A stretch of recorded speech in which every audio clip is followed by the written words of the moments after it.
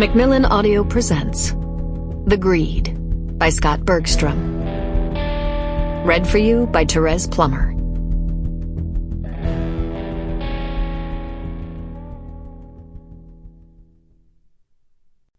It's not the bullet that kills you. It's the hole. Laurie Anderson. Part 1. Judita.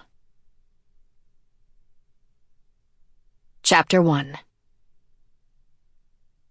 Judita ignores the ghost of her reflection in the window. Reflection is, in general, something to be avoided these days. She focuses instead on the figures 4 floors below her.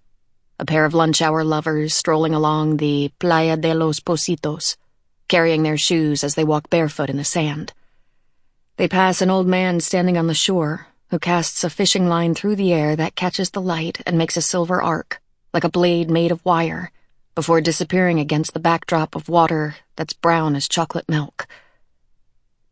Judita's bare arms, burnt from too much sun, prickle with the cold of air conditioning set too low. It feels luxurious, and she eyes the white leather couch with the silk pillows and wonders what it would be like to take a nap there. She does not sleep much these days, and when she does, never well. But there's no time for a nap anyway, when there's so much work to do. There's a party about to start. At the dining room table behind her, a heavy slab of dark wood. Legs as thick as an elephant's. A dozen china plates are surrounded by 8 pieces of silverware each.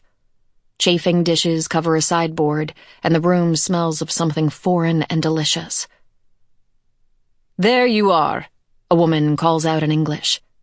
Her eyes tell Judita she's angry with her for stepping beyond the entryway where she was to wait. But the woman smiles anyway because she's American, and smiling is what Americans do, even when they're angry. The work ID from a soft drink bottling company dangles on a lanyard around the woman's neck as she fishes through her purse. Her hand comes out with a pair of 500 peso notes, not quite enough to cover the bill, much less leave anything for a tip. "Your man shorted me on the salad. Do you understand, dear?" Judita blinks at her. "Sorry," she says with difficulty. "My English only little." "Te olvidó ensalada," the woman says with a grimace, as if the Spanish words hurt her teeth.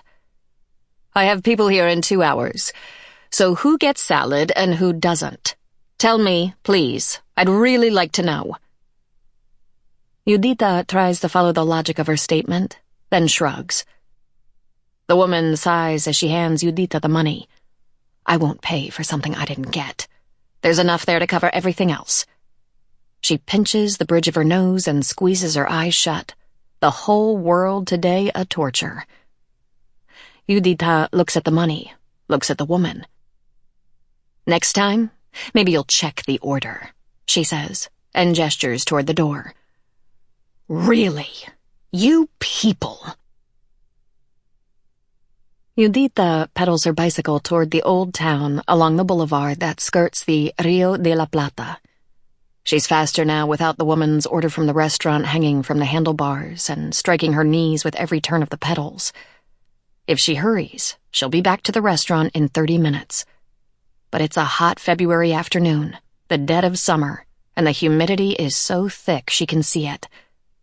Better to go slow. The traffic is heavy, but Judita is agile and practiced and weaves between the battered Fiats and new Geelys in bright orange and green that look to her like toy versions of real cars. A truck groans and lurches forward, coating Judita in a cough of black diesel smoke. She grabs hold of a handle on the back and rides for a time, coasting along beside the truck until she breaks free and heads north toward the Plaza Independencia. It's tourist season, and the old town is thick with pink skin and sandals and expensive cameras worn around necks.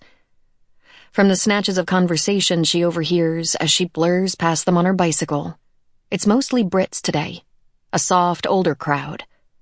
They snap pictures of the local kids who mug for the cameras. Sample complete. Ready to continue?